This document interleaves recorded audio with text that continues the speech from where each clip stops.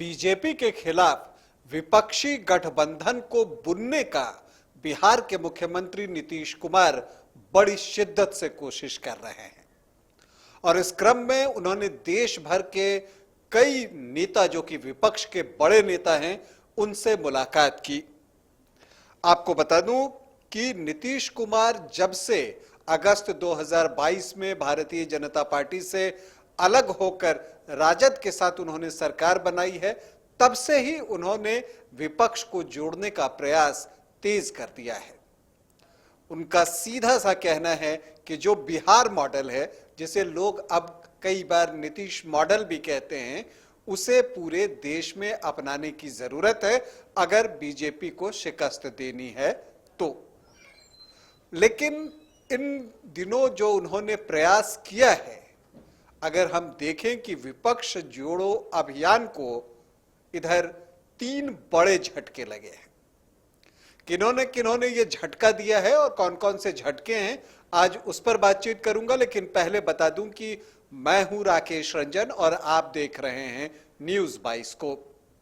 बिहार के मुख्यमंत्री नीतीश कुमार लगातार प्रयास कर रहे हैं कि विपक्ष को जोड़ा जाए और इसके लिए पिछले कुछ महीनों में उन्होंने जो है कई जगहों का दौरा किया है। अगर आप बात करें तो दिल्ली दौरे पर गए, उसके बाद रांची आए, भुवनेश्वर गए, मुंबई गए और विपक्ष के बड़े नेताओं से मिले। उनका साफ कहना है कि बीजेपी के खिलाफ लाइक माइंडेड पार्टीज जो हैं उन्हें जोड़ने की जरूरत है।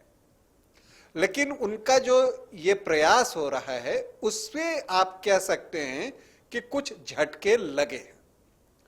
ताजा झटके के बारे में बात करता हूं।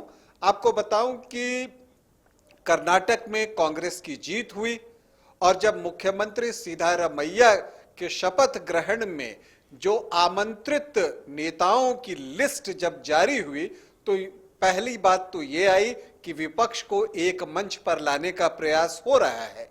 लेकिन जब उस लिस्ट को गौर से देखा गया तो उसमें दिल्ली के मुख्यमंत्री अरविंद केजरीवाल का नाम नहीं दिखा। जैसा कि आप जानते हैं कि जब नीतीश कुमार दिल्ली गए थे तो कांग्रेस अध्यक्ष मल्लिकार्जुन खड़गे और राहुल गांधी से मिलने के बाद उन्होंने दिल्ली के मुख्यमंत्री से भी मुलाकात की थी और तब यह माना जा रहा था कि उन्हें भी वो विपक्षी एकता के तहत अपने साथ जोड़ना चाहते हैं और उनका जो मॉडल है कि बीजेपी के प्रत्याशी के खिलाफ विपक्ष का एक साझा कैंडिडेट हो, उसमें जो है वो अरविंद केजरीवाल को अपना साथी बनाना चाहते हैं। लेकिन जब लिस्ट आया कर्नाटक में जो शपथ ग्रहण समारोह है उसके लिए आमंत्रित नेताओं की, तो उसमें केजरीवाल का नाम नहीं था और कांग्रेस की तरफ से बयान ये आया कि उन्होंने लाइक माइंडेड पार्टीज को आमंत्रित किया है शपथ ग्रहण समारोह में। तो देखिए, नीतीश कुमार जब कहते हैं कि बीजेपी के खिलाफ लाइक माइंडेड पार्टी, तो वो अरविंद केजरीवाल से मिलते हैं। लेकिन जब कांग्रेस कहती है लाइक माइंडेड पार्टी, तो उसमें वो अरविंद केजरीवाल को छोड़कर आगे बढ़ जाती है। तो इसका क्या मतलब है, इसे आप सहज ही समझ सकते हैं और कहा जा सकता है कि जो नीतीश कुमार का प्रयास है उसको ये बड़ा झटका के तौर पर आप देख सकते हैं। तो कांग्रेस की ओर से ये झटका लगा है विपक्षी एकता मुहिम को, अगर हम बात करें तो। इसके अलावा जब आमंत्रित नेताओं की लिस्ट आप देखें जो मुख्यमंत्री का शपथ ग्रहण समारोह कर्नाटक उसके लिए, तो उसमें देखें तो तमाम बड़े नेता हैं। बिहार के मुख्यमंत्री नीतीश कुमार, उप मुख्यमंत्री तेजस्वी यादव, झारखंड के मुख्यमंत्री हेमंत सोरेन सहित तमाम बड़े जो विपक्ष के नेता हैं और अपने अपने राज्यों में मुख्यमंत्री हैं, उन्हें बुलाया गया। शरद पवार, उद्धव ठाकरे सभी आमंत्रित किए गए। ममता बनर्जी भी आमंत्रित की गई। लेकिन शपथ ग्रहण समारोह से एक दिन पूर्व ही यह सूचना आ गई कि ममता बनर्जी भी शपथ ग्रहण समारोह में शिरकत करने के लिए नहीं जा रही, बल्कि उनके प्रतिनिधि जाएंगे।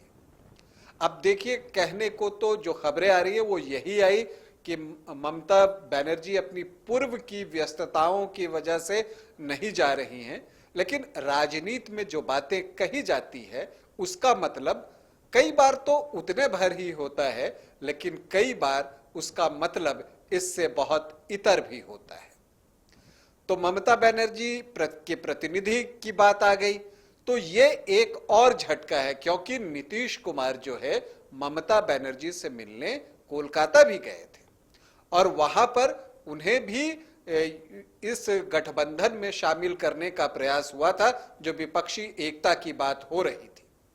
और जब कर्नाटक में चुनाव हुआ और उसके परिणाम आए तो ममता बनर्जी का जब ये बयान आया कि कर्नाटक में वो कांग्रेस की जीत से खुश हैं और उन्होंने चुनाव से पूर्व भी कहा था कि बीजेपी के खिलाफ वहां के लोग वोट करें, लेकिन जब कांग्रेस के जीतने के बाद उनका यह बयान आया कि हाँ ये अच्छी बात है और कांग्रेस जहां मजबूत है वो वहां लड़े, लेकिन उन्होंने एक बात और कही थी कि जहां विपक्ष मजबूत है वहां कांग्रेस जो है उसको सपोर्ट करे।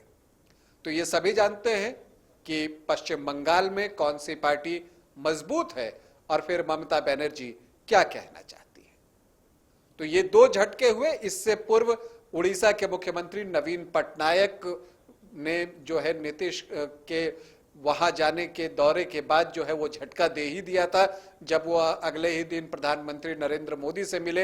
हालांकि वो एक मुख्यमंत्री के तौर पर गए थे और उन्होंने वहां पर अपने राज्य के लिए जो उनकी डिमांड थी वो रखी थी, लेकिन जब वहां से बाहर निकलकर वो आते हैं और जो बातें उन्होंने थर्ड फ्रंट के लिए कही और जब उन्होंने ये कह दिया कि वो अकेले लड़ने की अपनी पोजीशन को ही बरकरार रखेंगे, तो वहां पर यह कहा जा सकता है कि नीतीश कुमार का जो उन्हें जोड़ने का प्रयास था वो भी उसे भी उस दिन झटका लगा था।